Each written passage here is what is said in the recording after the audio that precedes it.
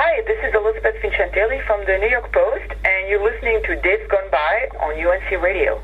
Here on the 12th Annual TotalTheater Tony Special, very happy to have someone who's been on the program a couple of times now and is still a major presence in New York theater because she is the main theater critic, also a features writer for the New York Post. She's also gotten 2 books out about her favorite group in the whole wide world, ABBA, called ABBA Gold and ABBA Treasures, and she's the vice president of the New York Drama Critics Circle, one of the major critics organizations in New York. So it is a pleasure and an honor always to have Elisabeth Vincentelli with us in the neighborhood. Hi. Welcome back. Hello. How did you like the season overall? I think it was a good season. I think any season where you start thinking at Tony time, oh, so-and-so should have been nominated, it means that there were a lot of options. And that's always good. The worst seasons are the ones where they're scraping the bottom of the barrel, like trying to come up with worthy nominees, and sometimes they can't even. And this season there were plenty of people and shows to pick from. So that's really good news. Now, the nice thing is that you're starting to write more features articles for the Post. You see everything on Broadway, of course. But how much do you get to write about I always have seen a lot of off-Broadway shows because I think it's a huge mistake to think that New York theater is Broadway and Broadway is New York theater. Broadway is only a small part. I mean, in terms of money, of course, it's an exposure. It's a huge part. But in terms of creativity, anybody who goes to the theater in New York knows that Broadway is not necessarily where it happens. For sure. At least the Tonys give us an excuse to celebrate Broadway at least once a year, and we do it here in the neighborhood to talk about the Tonys and the Tony nominees. So are you ready for your category, Elisabeth? Yes. Okay, here we go. It's a cookie. It's Best Leading Actor in a Musical, and the nominees are Alex Brightman for School of Rock, Danny Burstein for Fiddler on the Roof, Zachary Levi for She Loves Me, Lin-Manuel Miranda, Hamilton, of course, and Leslie Odom Jr., also for Hamilton. So, Elisabeth, take it away. Well, there's different schools of thought going on here. Hamilton, as we all know, is the juggernaut of the season, and that's one of a few categories where they have a couple of nominees pitted against each other. I personally favor Leslie Odom Jr., who plays Aaron Burr in the show, the quote-unquote villain, because he's just a better actor, better rounded than Lin-Manuel Miranda, who's incredibly gifted at many things, but I don't think acting is a strong point. And in fact, I just saw the show again on Sunday, and that was clearer than, I mean, it's just really obvious that Leslie Odom gives a better performance. Now, some people are saying that the two may actually split the vote.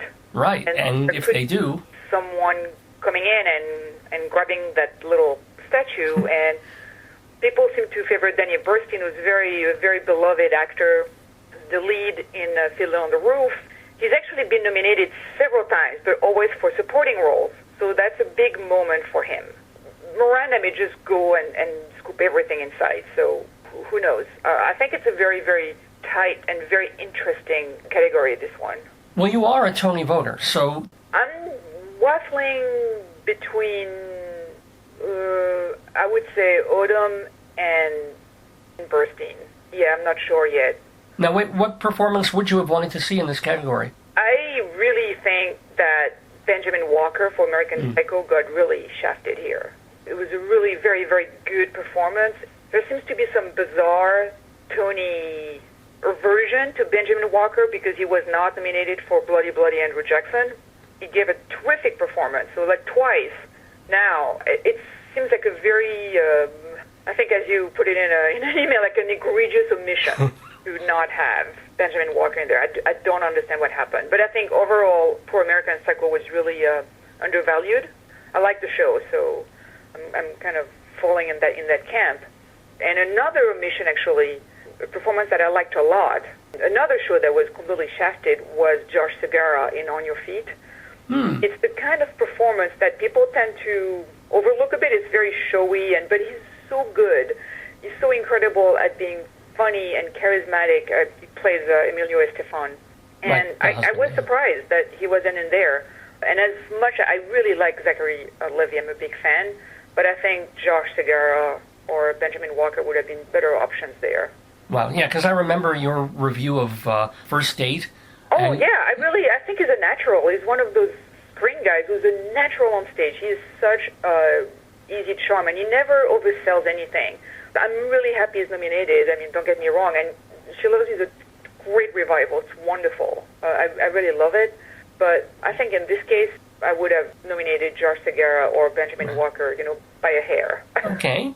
There's almost two questions in one here, because I'm going to ask you what your favorite overall show of the entire season, on or off Broadway, was. And part of that is, it's not Hamilton. So No, it's not Hamilton. It's not Hamilton.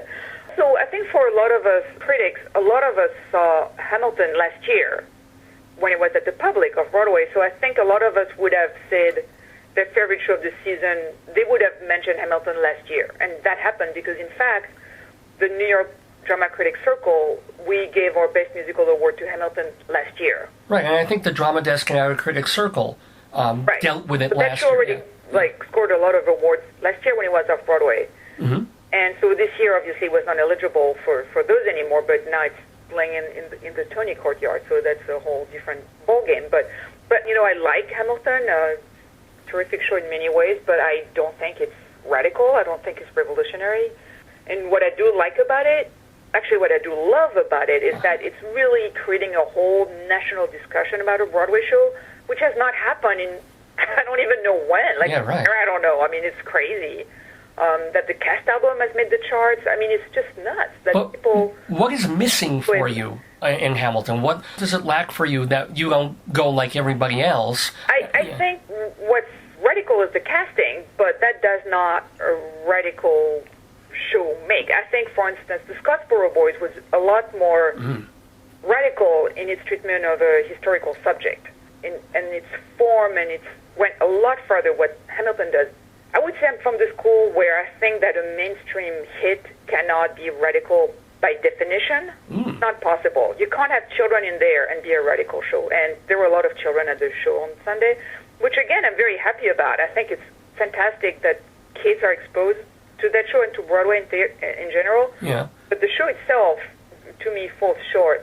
And there's a lot of stuff to love about it. I mean, I think the lyrics are completely astonishing. I mean, Lin-Manuel Miranda has such a facility with words, but sometimes that also is his problem because he gets carried away. I think the political and the historical stuff is not, the retelling of history is actually very admiring of those people. It's not questioning anything about the Founding Fathers that we don't know already. I don't know. It's a crowd pleaser, and I'm not sure a crowd pleaser can be revolutionary in a way. Okay. The whole point of a revolution is that you're going to antagonize some people, and this show does not. Well, yeah, but I mean, you can't just hold against it that it's not revolutionary or radical. It's got to be like, well, it also didn't move me, or it also, as you say, maybe the lyrics were too much of a muchness. What moved me is the whole part about his relationship with the Schuyler sisters, which I think is very efficient. All the stuff about the Founding Fathers I found almost glib in a way, and Sunday, that was the third time I had seen it, and the glibness of the way he deals with the Founding Fathers really struck me on Sunday, whereas the affection and the emotion are all with the Schuyler sisters. They're a bit of a side dish. I mean, it's a really great side dish, but and the performances are fantastic. Performances by the men are very uneven, and nobody has really said that. All right. Now, before we get off Hamilton, here we've spent half the conversation on Hamilton. We want to talk about Hamilton, but I've got to say, in reviewing the audience, is it bothering you that it's turning into, as you said when you saw it just a few days ago, almost like a rock concert, like the audience is going berserk beyond? No, it doesn't bother me at all. I think it's great. I think it's great that a Broadway show can elicit this kind of reaction. Great for the industry. It's great for theater. It's great because I think it makes going to the theater, I mean, maybe it still has a reputation as being a little dorky, and, I saw a lot of teenagers there were completely enraptured. So you were thrilled, like, when Lin-Manuel came out and they went crazy and screaming and, like, cool. Yeah, no, there was a deafening ovation, and what's funny, too, is because now the cast album has been around, so people go to the show knowing the score, and the very first number, when all the characters come out and introduce themselves, you almost have an applause meter where you can see who the popular ones are before the show is, like, just as the show is starting, like David Diggs, who plays Lafayette, gets a huge ovation. And, of course, Washington gets a huge ovation.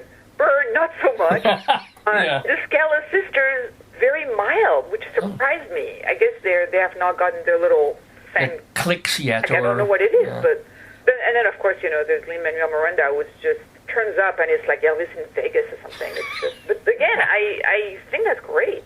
Now, speaking of great, last question for our friend of the neighborhood, Elisabeth Vincentelli, whom, by the way, you can read in the New York Post because she reviews every Broadway show, some off-Broadway shows, and she's doing feature writing now for the paper. But we didn't get to your very, very favorite show on, off, or off Broadway of the 15-16 season. I really loved a lot of shows, but there wasn't one that was a clear winner for me. I really loved Waitress. I love Shuffled Along. But I wouldn't say there's one. I just saw the new Stu and Heidi Rodwell show. They did a Passing Strange. Now they have a new one called The Total Band, which I think is fantastic. It's the Public Theater, and that's playing right now. So there's been a lot of really good shows that I wouldn't say there's been... Like, I remember the season when Scottsboro Boys came out. For me, that was by far the single best show I'd seen all season, and in fact one of the best shows I've ever seen in my life. Head and shoulders about everything else, but there's nothing like that now. There would be if I was more of a Hamilton fan, obviously. But again, I think I don't see this as a sign that the season was weak. I see that as a sign that the season was really strong. There were great revivals, like She Loves Me is a terrific revival. There's new voices on Broadway, like Sarah Bareilles, who did a great job of the first Broadway score for Waitress. So that's really encouraging to see those new voices, sometimes pop writers coming in and succeeding with their first show. I find that really exciting. And, there's a show actually that I loved as well called Dear Evan Hansen, which was off-Broadway, which is transferring in the fall. Right. Just a terrific show. Been a lot of really exciting stuff. The Broadway League announced their number. They had another great year. Of course, well, that's just about money and butts in the seats. That's not about art. Well, yeah, but it's still it's a pretty healthy industry, I would say, at least in terms of Broadway. Then there's like a whole bunch of issues with off-Broadway stuff. It's really a problem that it's not possible to sustain a commercial show of Broadway. It's very difficult. That's a problem because it looks like the options are either a short off-Broadway run or then you go to Broadway and there's no in-between. What happened? Was it union stuff? I mean, off-Broadway? No, I think it has to do with economics and how hard it is to keep a show going off-Broadway and make money out of it. Like you have shows like Bloom and Group. I mean, that's clearly a very successful off-Broadway show. But aside from that, you don't have those long-running musicals off-Broadway. I think... Yeah, the economics are very, very difficult. Let's get away from the Blue Man Group and the Stomp. I mean, the things that run for a decade. How about a show that runs for 2 years and makes a healthy profit? That's what off-Broadway really needs, is like... Well, yes, and it's not happening. There's attempts, like when the public brought back Here Lies Love, the David Stern musical, they brought it back as a commercial run. It was an outside producer that brought it for a commercial run at the public, and I'm not sure if that recouped or how it did, but it ran for several months. Yeah. So clearly it can be done, and I hope, like, for instance, the Total Band, the new Stu musical, would get something like that. I don't see that show on Broadway, but... Yeah. I think part of it is as tough as back in the day, off-Broadway could somehow survive and have tickets being $20, $30 as opposed to what was charged on Broadway. Now I think audiences are just not going to do off-Broadway because tickets there are $80, $90. Well, yeah, the tickets for Hamilton when it was off-Broadway were $90. Right, and even though it's actually in some ways better because you're closer, it's a smaller theater, you feel more intimate, but I don't know if audiences are ready to go and pay $100. No, they're ready to pay $400 for Hamilton. Yeah, well, they are. Well, yeah. But I mean, that is such a special case in every sense of the word. Like, that is just... I mean, are we going to see another Hamilton in our lifetime? I don't know. I mean, like, that's like the Halley's Comet, It doesn't come very often. Well, it came with the producers. It came with Book of Mormon to an extent. I mean, every 5 years.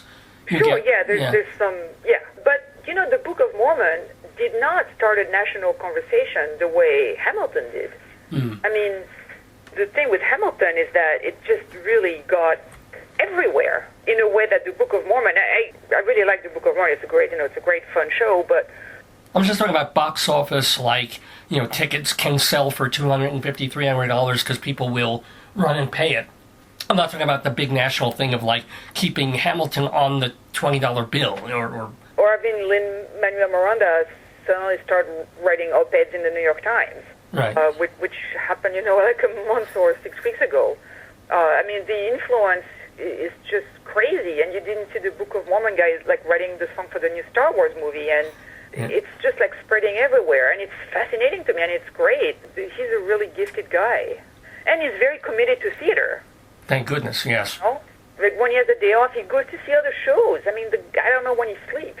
So he's very, very committed to encouraging theater and making people say that, musicals are great. And, like, you could not find a more enthusiastic supporter in the art form. Yeah, and it's great that you and I, also, I guess, are cheerleaders and lovers of the Broadway theater and sharing it in our way. So I want to thank you so much for sharing your passion and your excitement about the theater. Elisabeth Vincentelli of the New York Post, thank you. Hope to talk to you again a year from now on our next Tony Show, but thank you for being with us on this one. Well, thank you for having me.